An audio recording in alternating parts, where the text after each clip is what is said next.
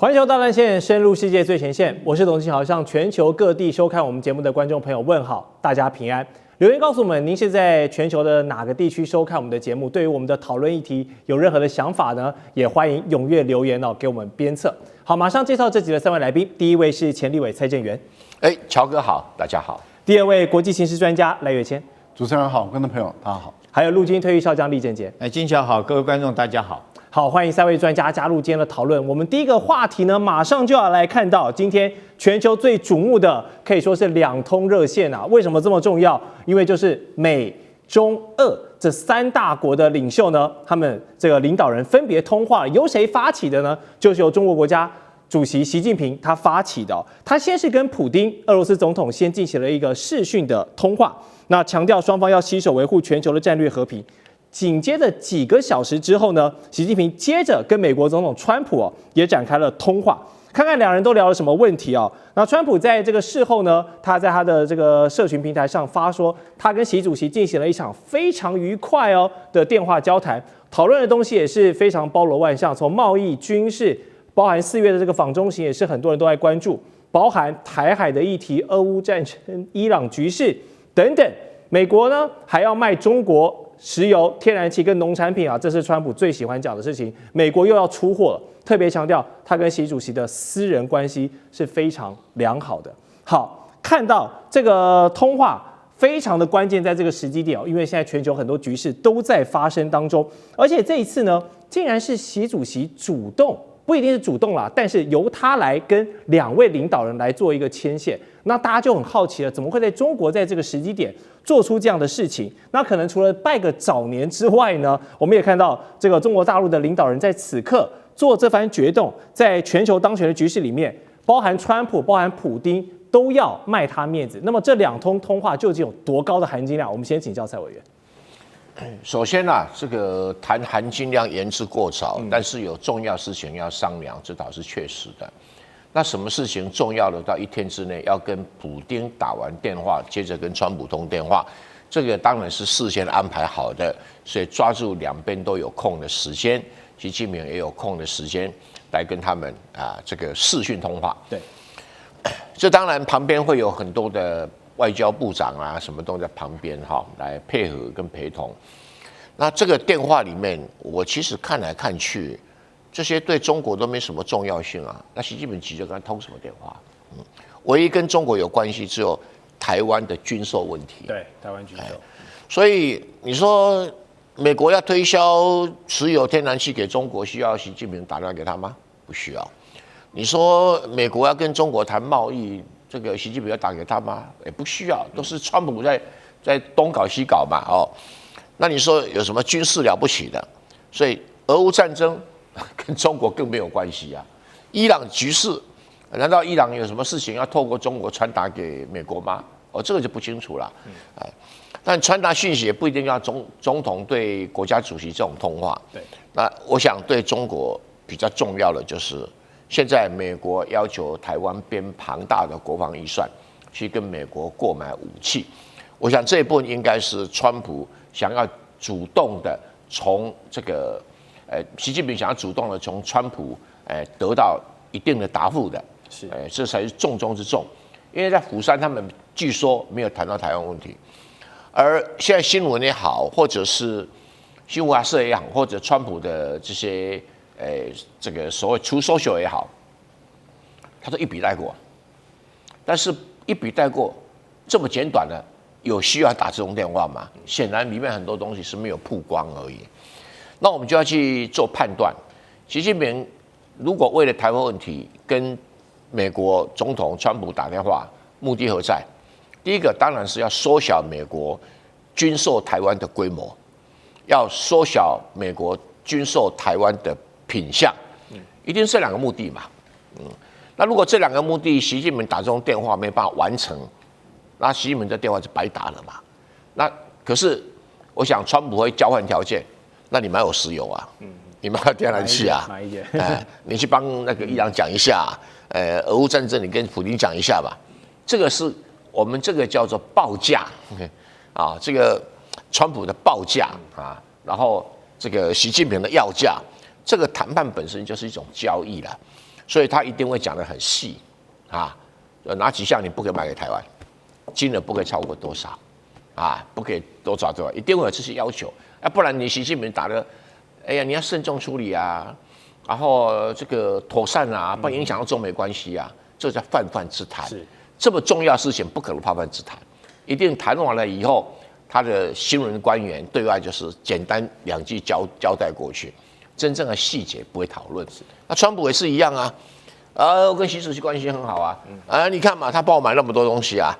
所以美国选民要投票给我啊，也是这个含义。但是真正的他答应习近平什么，他也不会讲，那普丁也是一样啊，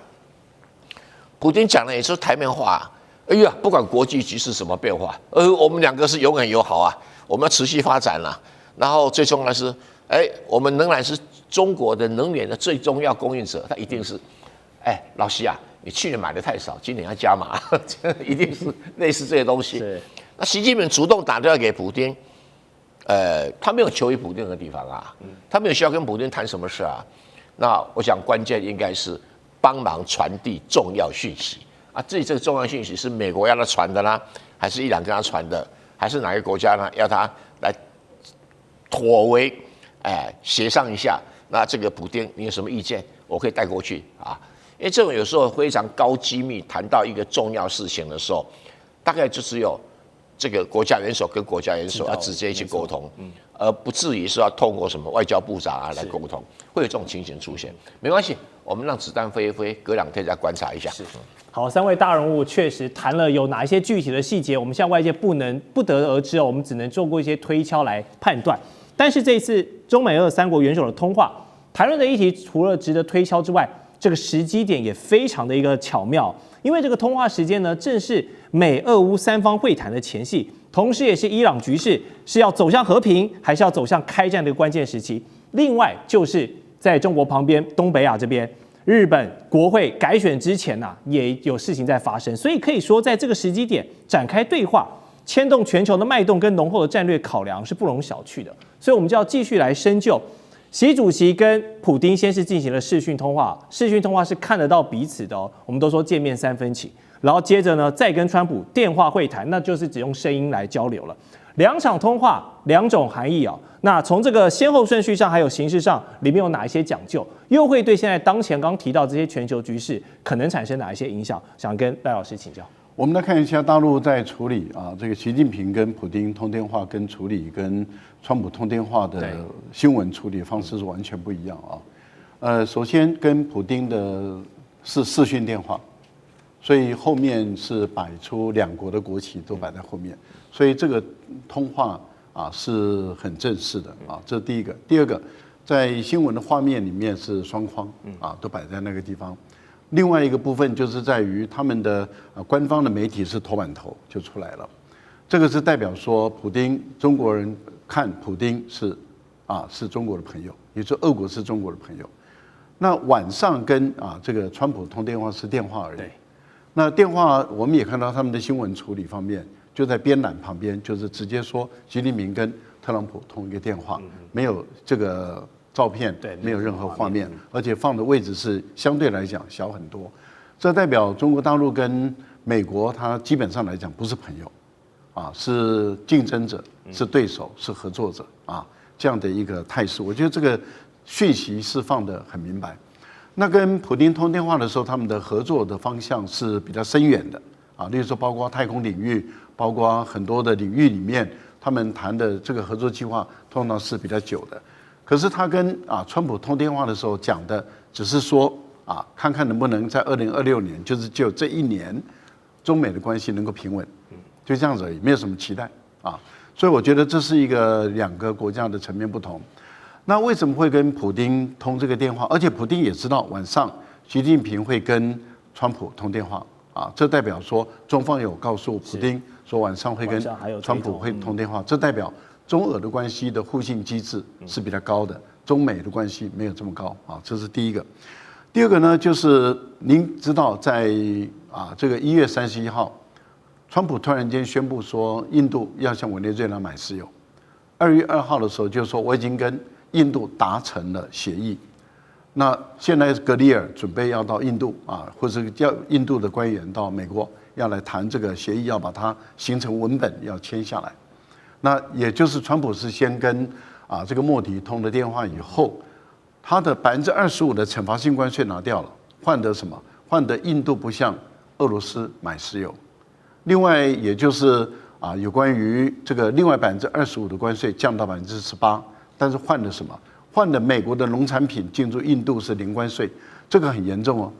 这个对印度，所以你看印度现在焦虑啊，他们现在在野党要求莫迪，你把话说清楚讲明白，你把文本拿出来给我们看，因为如果美国的乳酪、美国的这些农产品进入印度的话，印度的农民会死一片，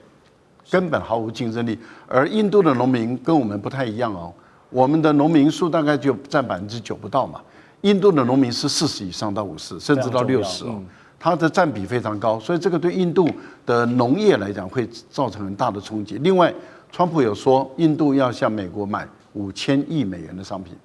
，5000亿美元，美国跟印度的一年的贸易额也不过就是1200多亿美元。是，